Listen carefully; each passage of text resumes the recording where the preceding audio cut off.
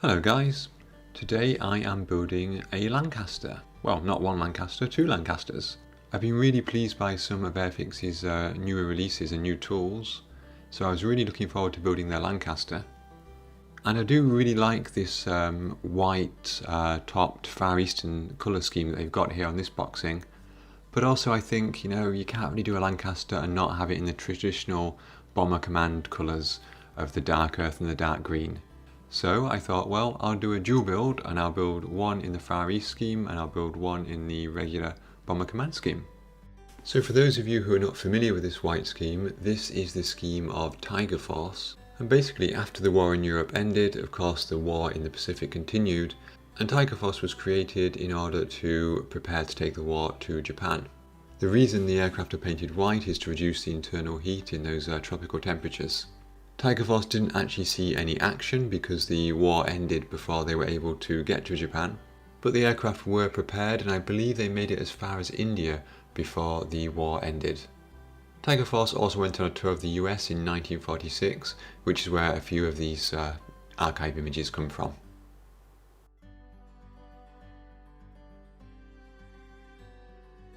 Now, I'm not a Lancaster expert, but there are a couple of differences between these two aircraft, and I feel like Airfix has done a fairly good job at capturing those differences. They're mentioned throughout the instructions, and I'll try and highlight them there as well. The most obvious one from the outside is the addition of the underside dome on the Far Eastern version. I believe that was for the H2S radar. Some Lancasters in Europe would have also had that. It's just that the one being modelled here is from 1943, so it probably wouldn't have done. That difference is also reflected in the inclusion or exclusion of the monitor on the navigator's table, so good attention to detail there from Airfix. Onto the engines, and we see that the Bomber Command version has the shrouds over the exhausts, whereas the Far East version does not. We've got different types of windows in the bomb aimer's compartment, either rectangular or oval. And then finally, the rear turret is different. We have the single gun on each side for the Far East version and the two guns on each side for the Bomber Command version. And that turret structure is also different, ever so slightly different.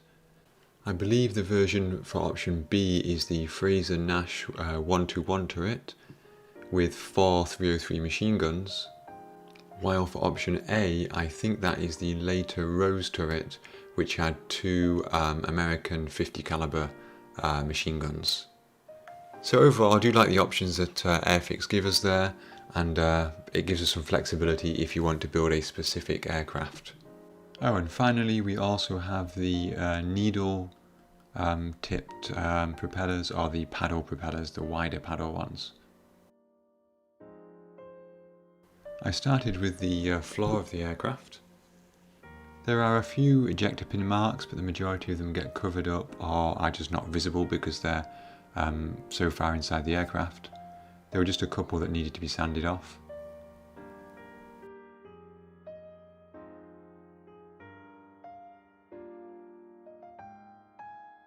And it was fairly early on in this build that I realised that the fuselages on both of my kits were warped to different degrees.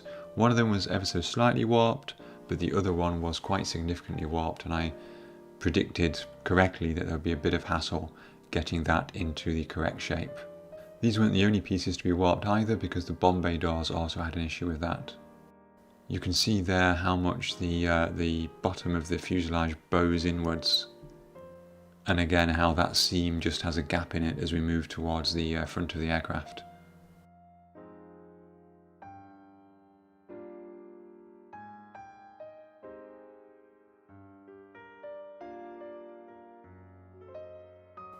I know that when it comes to painting the interior of a Lancaster, in general the interior is green up to the navigator's position, and then forward of that is generally black.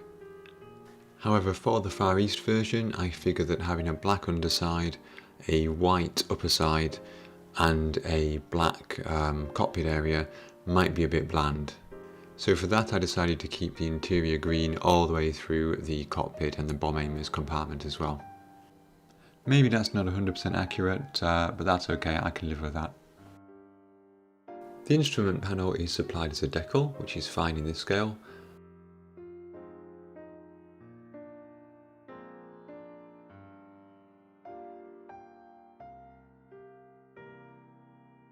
And you can see there that the engineer's panel is supplied in the same way. So this is the painted up cockpit of the Tiger Force version.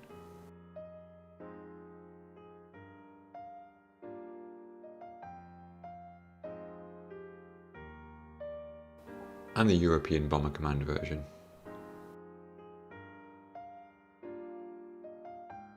Before I close the cockpit halves, I took some oil paint from Abteilung 502. This is engine grease, which is a dark grey, black, brown colour. This was thinned with white spirits and applied to that detail there on the inside of the cockpit halves.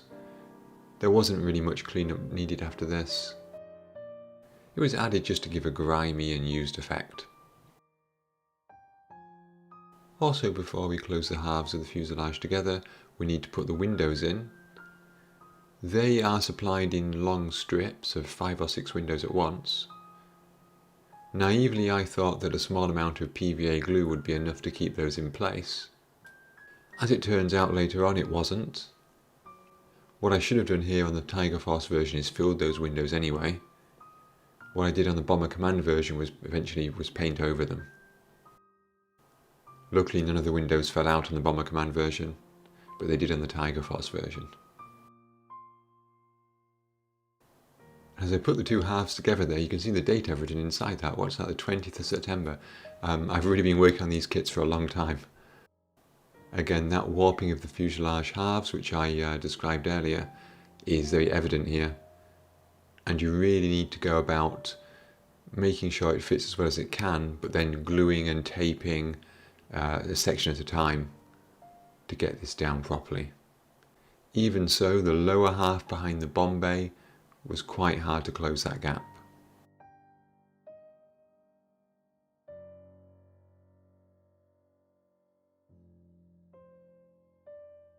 Talking of the bomb bay, if we think back to the RAF Bomber Resupply set, which I built back in August, I think it was, we have a variety of weapons in there, and we need to choose the correct configuration of the bomb bay according to what we're going to load. So we've got these, which are regular HE bombs, I believe.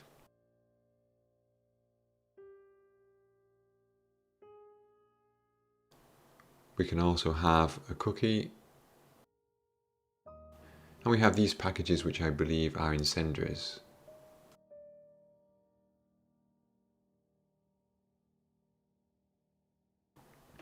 I went for the fairly standard configuration of the HEs with the cookie in the centre. You can see that I've jumped about a bit in the editing because these pieces were on in an earlier shot, but I've just done that to make the narrative clearer. This is the way that we attach the wheel wells, and it's quite a good system. Get the pieces in place between these two arms, and that also sets up nicely for the addition of the wings. As you can see there, there's ridges in the wings which cause this to line up.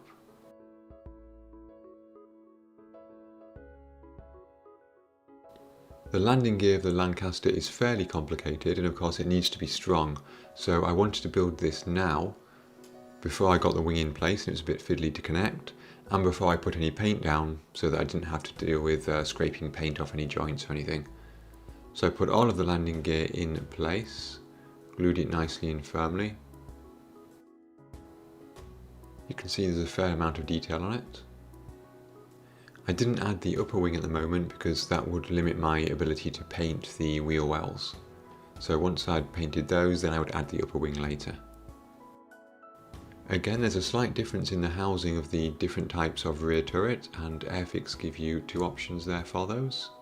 I forget which way around they are now, but one is for the late version, one's for the early.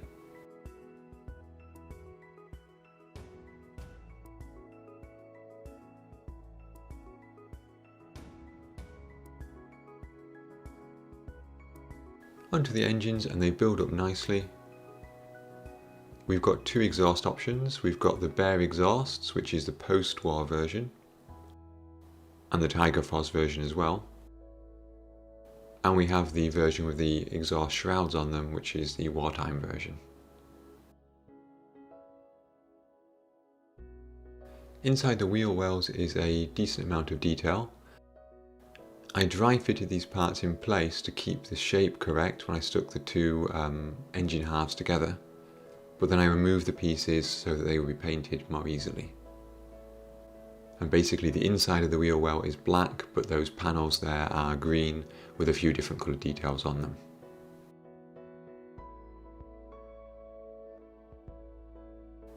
This is the result of everything going together. You can see there's some minor gaps that need cleaning up and filling, but in general it's pretty solid. And again, once the engines go on again, there's a couple of minor gaps, but nothing major.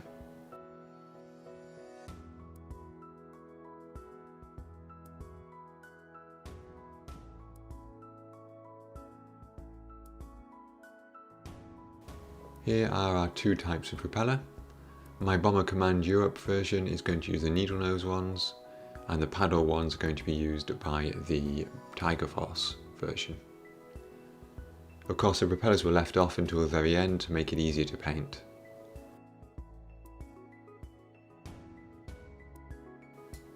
The two rear turret options start with the same base piece, but the machine gun, seat and sight system is different on each one. And the clear part is subtly different as well. You can just about see that here. That's the only difference in the turrets. The front and the top turrets are the same on both versions. This was my first time using Humbrol Maskol to mask off the windows, the clear parts, and it worked really well. It's definitely something I'd use in the future, and although I made my seeking video and uploaded it a while ago, it was actually filmed after this Lancaster, so the seeking was my second attempt at using the Maskol. When it came to painting, I primed the Bomber Command version in light grey and then did some NATO black panel lining, pre-shaded. I know there's lots of debate about this technique, but you know, it can give some nice results, so I like it. For the Tiger Force version, I primed in white, and I went for a much lighter panel line colour. This was NATO black mixed with quite a lot of white, and as it turned out, even these were a bit too dark. It took a lot of work to sufficiently cover those with the top coat. You can see the difference there. So this is the Tiger Force version after quite a lot of white paint on top. You can't really see the panel lines so well in the video, but in real life they stand out a bit more, and as I say, it did take a lot of effort to bring those back down, so I would go for a much lighter grey next time, I think.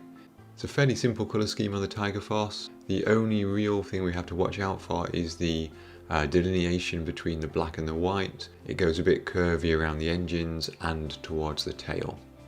The standard Bomber Command version, of course, is a bit more complex. I used AK real colours here, so dark earth and dark green. I started by spraying the dark earth. I followed a general pattern here and just tried to make sure that I had an overlap, that I had more dark earth down than I really needed. Then I took some Tamiya masking sheet, cut it into small pieces, cut those small pieces to shape and masked over the dark earth. This is why I had extra dark earth, because I don't want the green and the brown to be perfectly meeting each other, and then I make a mistake and I leave a gap and the grey primer shows through. So by overspraying the dark earth, I guarantee I'm going to get a nice match on the edges. I followed the pattern from the instructions here, but I didn't scale it up and photocopy it or anything like that. I sort of followed it more or less by eye. Then of course I put down the dark green. I did find for some reason that this Tamiya tape pulled up some of the AK Real Colours paints, which was slightly annoying, but it's easy enough to touch up. I was really pleased with the way this turned out. You can see here this is masked up again ready for the underside coat, but the brown and the green still show some of that pre-shading through. I think that's come out really well. I was very happy with it indeed.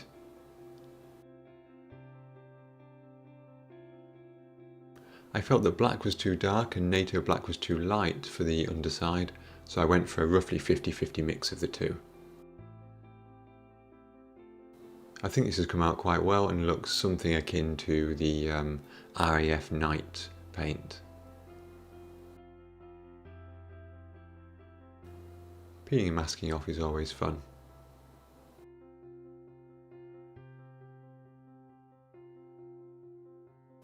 I know that the inside of these flaps was often painted black, but I just liked the green there for a bit of variety.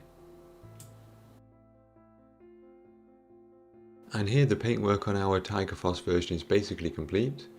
The windows are still masked, of course, except on this side here where they accidentally fell inside and I had to remove them, but of course then I couldn't get them back in place. And I was really happy the way this turned out. I love this camo scheme and it just looks fantastic. I was really happy with the way that the pre-shading still shows through slightly. This is one of my favourite paint jobs that I've done in a long time. Love a good Bomber Command green and dark earth scheme. You can see there I've also painted over those side windows, as I mentioned, which was quite common in the later war Lancasters.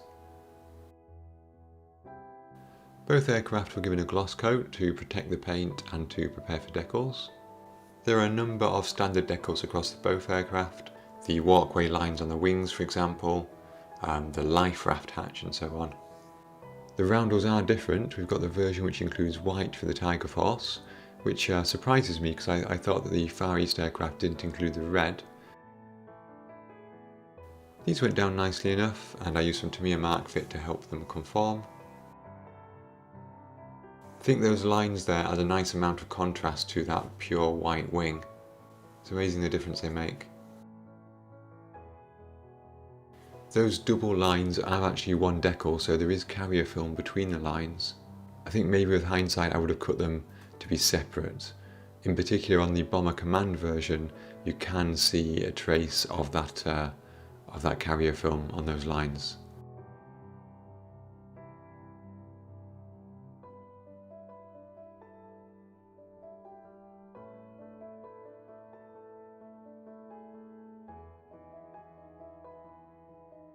Here are the alternative roundels for the Bomber Command version, and believe it or not there is a correct orientation here because there is a small amount of writing there in the top left of that decal. The place I really struggled, and I found these decals, they went down okay but they started peeling off later on both the aircraft, was these underside red stripes. And I just found that they kept falling off. A few times I had to go back and use some of the Vallejo adhesive for decals to get them to stick back on. For the code letters on the side of the aircraft, the windows got slightly in the way, but I was able to get around this by cutting the carrier film away as close as possible to the letters. So once the decals went on, you can see for example the F there just cradles that window. It's not clear from the Airfix instructions whether or not you're supposed to paint those windows white on this aircraft. For the Bomber Command version I was building a specific aircraft, which was JNV, serial number ND911, so I bought these Kits World decals. These are the large squadron code letters. If we compare them to the Airfix decals we can see they're a slightly different shade of red, slightly darker, but they're absolutely fine. Equally here we have the serial numbers in red and black. These decals are extremely thin, they go down very well. This one here is applied without any Tamiya Mark Fit, and you can see it's really taken to the contours there on the side of the Lancaster. The serial number ones in particular of course are very small, and I did damage a couple of those and have to use some spares. One area that caused me problems was this tailplane fitting. You can see here they fit together nicely in the centre of the fuselage. It's a nice stable setup, it's a great idea. But even with me trimming a little bit off the edge of both of these, the fit was extremely tight. It was tight against the opposite piece and it was tight in the actual aircraft fuselage piece itself. And unfortunately, as I put those two pieces in, you can see on the top of the fuselage there, I've caused a crack between the two halves. It's not a massive crack, it doesn't go all the way through, I think it's just cracked the small amount of filler that I put there, but nevertheless it is noticeable, and if you squeeze it closed you can see it disappears. I was aware of this more when I built the Bomber Command version, so I managed to get away with not damaging the top of the fuselage, but unfortunately I did damage the underside. To fix that I used a combination of reaching inside with a cocktail stick to apply some super glue, and then squeezing the halves together until the glue dried, and then sanding it down a bit and reapplying some paint. Once that was done, however, it was really just painting and adding some more details, so the machine guns for the turrets, adding some colour to the propellers, including a small amount of weathering by using the sponge chipping technique with a lighter grey colour.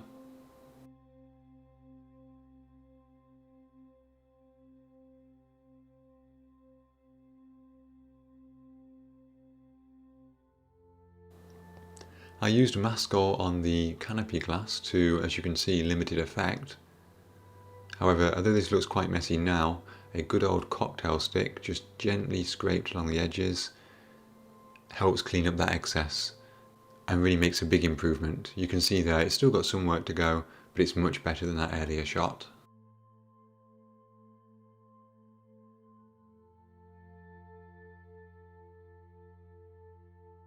On the subject of canopies, Airfix give us the option of the plain flat side windows and the side windows with the bulbous viewing part on them.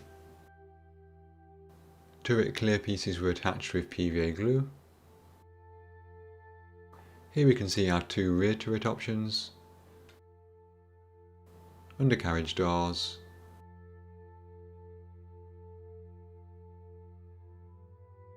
exhausts,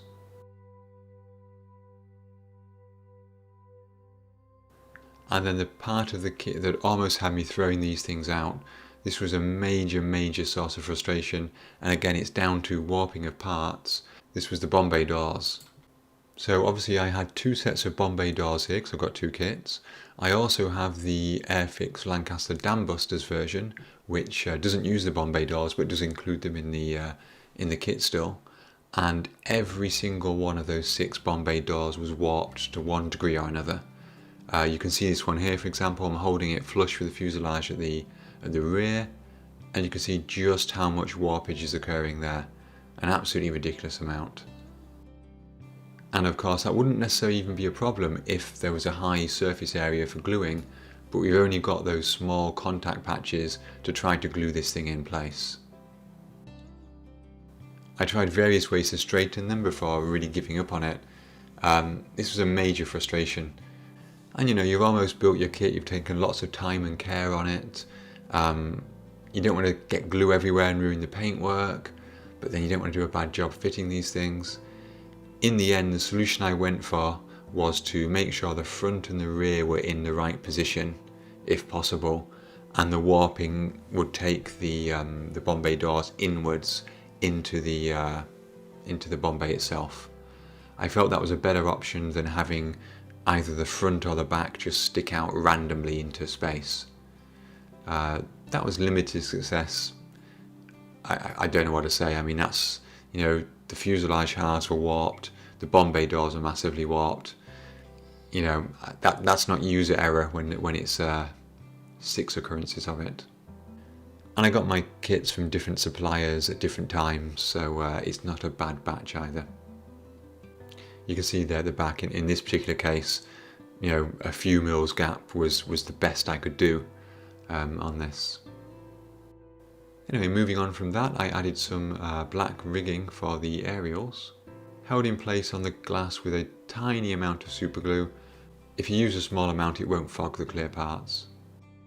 And then finally, after such a long time, I built this Airfix resupply set in August, so 7 months ago.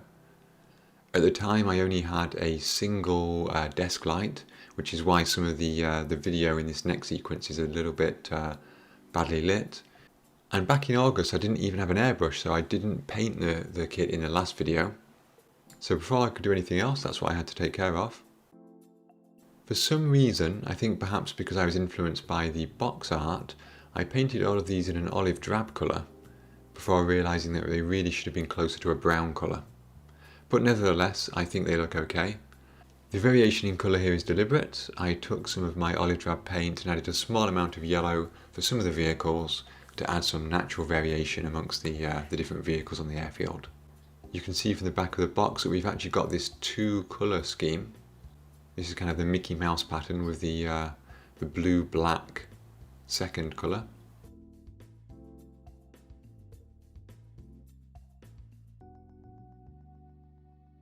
Rather than using masking tape, I used some blue tack, masked off the appropriate areas, then applied the blue-black paint, which was actually Tamiya NATO Black.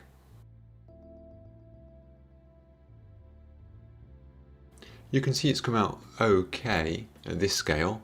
Perhaps the dips there in the black are not perfectly rounded, they're a bit pointed, but I think I can get away with that.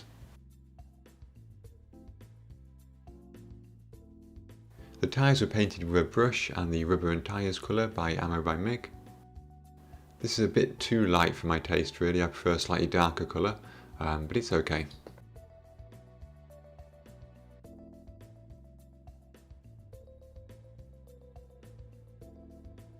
Airfix include the expected details, so a couple of roundel markings on the tanker and so on.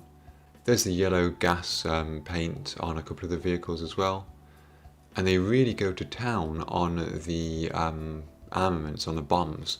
All of these extra decals, these stripes and so on are included, which is great. It really makes those bombs look a lot more realistic.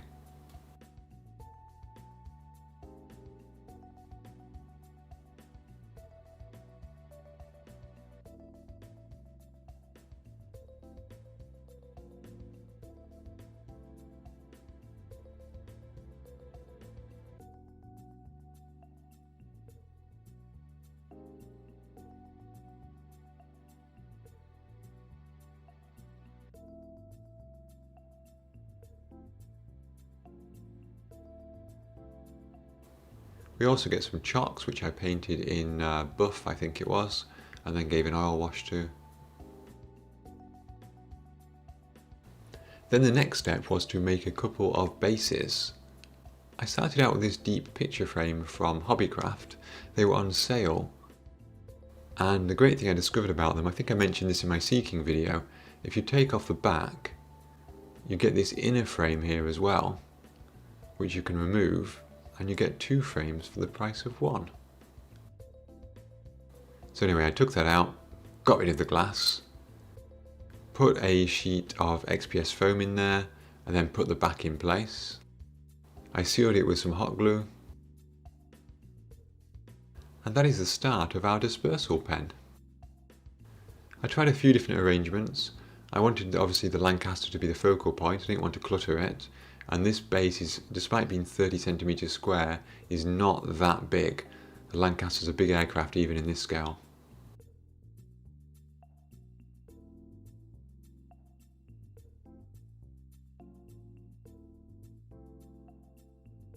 For my first base, I realised I had some plaster left over from a while ago, so I thought, well, I'll mix that up and give it a go. My first pour, as you can see here, was a little too thick. My second pour was a little too thin. I don't know if that averages out or not. This was how it eventually dried, and I did have to apply quite a lot of sanding. You can probably see some of the score marks in the surface there. I scored in something just to look like concrete slabs.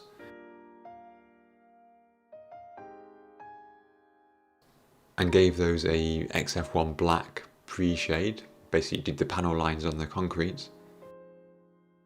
Then applied various shades of grey, grey-brown colours to try and get some variation amongst those concrete pieces. At this point I thought it looked okay. Then I went to add an oil wash over the entire base to try and bring out some of those details. And of course, bring out the details is exactly what an oil wash does. It brought out all of those score marks, all of those imperfections, and didn't quite look the way I wanted it to look. I wasn't happy with this. I mean, really, I should have just done a better job of sanding it. but it's remarkably hard to sand plaster, at least in the consistency that I poured it. However, I did manage to bring it back a little bit by airbrushing over again with some lighter grey colours to try and just take that wash back a bit. That made it good enough in my eyes that I could add some PVA glue and some scenic scatter to represent weeds growing in between the concrete slabs. But at the same time, I did want to make a slightly better base. This Lancaster was a present for somebody and I wasn't happy with this base I'd made as a present. So back to square one, I took another picture frame, this time with a black edge. I drew a couple of areas which would become grass and cut my foam down to shape. I know this is quite a small area for a Lancaster to be on. I know that realistically the dispersal pans were bigger than this, but you got to work with what you got. Initially I filled in the areas where the grass would go with this AK dry ground texture. But then after a bit of an experiment on this test piece, I found that if you spread the texture really thin, it kind of looks a bit like concrete. Perhaps slightly too textured. I know that AK do produce their own concrete texture, but I didn't have any. I thought this looked good enough, so I went for this over the entire base, really thin, trying to keep the brush strokes in the same direction. And there are reference photos you can look at where you can see quite heavily grooved dispersal pens for Lancasters, so I don't think this looks too unrealistic.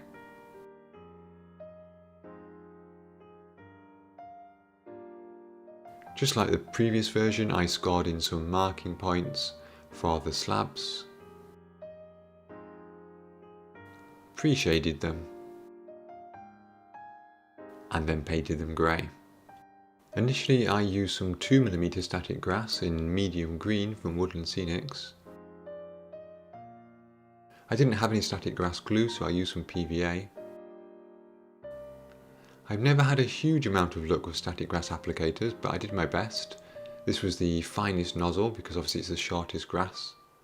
I often find that it feels like the grass is just falling out of the applicator rather than taking on any static charge.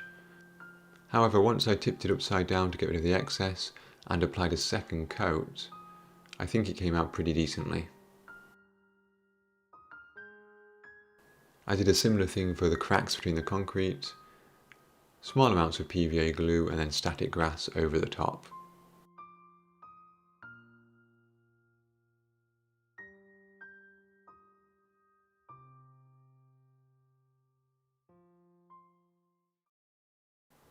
And with that, my bases were complete, my Lancasters were complete, so let's see the final result. Hello engineer, skipper here. Yeah, will you put the revs up please? Yeah. Okay, keep weaving. A lot of searchlights and fighter flares, skipper. Yeah, keep on. Okay boys, okay. Left. Right, you can... Bomb doors open. Hello, Bombardier. Okay when you are. Bomb doors open. Bomb doors open, Bombardier. Right.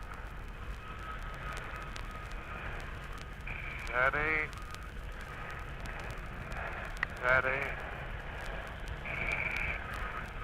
There's a long time yet. A little bit longer yet. Put in some new green. Lob them down in the centre. Okay, steady. Right, a little bit. Right. Steady. Bomb's going in a minute. Bomb. Right. 2, 3.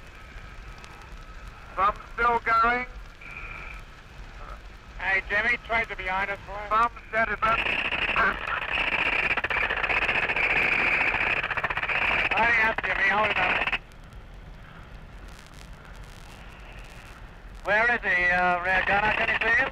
Down! Down! He's shot down!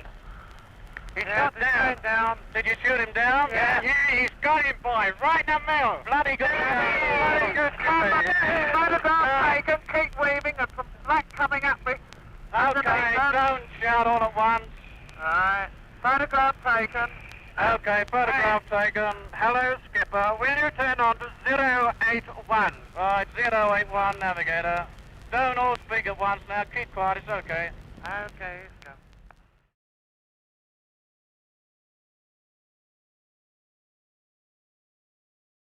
Okay guys, well that was my double build of the Airfix Lancasters with both the Tiger Force Far East scheme and the Bomber Command European scheme, and of course the RAF Bomber Resupply set.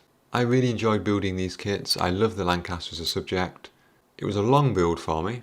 I started the Resupply set in August and the Lancasters in September, but they are now finally finished and I'm really happy with the results. It's a shame there are no figures with the Resupply set, as I think they would have helped quite a lot, but I still do think that the vehicles help to bring a bit of life to the Lancaster there on the dispersal. Airfix has done a really good job, I think, with the Lancaster in general. I really like the detail on the kit. I like the options they've got. There's just so many different options, so many different versions. And of course they've got other kits which have even more options. Like there's a Mark II with slightly different engines, and there's a Dambusters version as well. The only criticism I have, and it's a big one unfortunately, is those pieces, the warping on the fuselage and the warping on the bomb bay doors, which honestly with the bomb bay doors really had me considering just any other option but working with these. But you know, it's worth struggling through. As I say, I'm very, very happy with this. I almost wish that this Bomber Command version wasn't a present, because I think it would look really good on my shelf.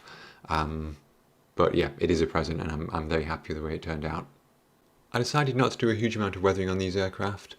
I wasn't quite sure how the white Tiger Force version would take it, although I did add there some exhaust stains, which you'll see in the final photos.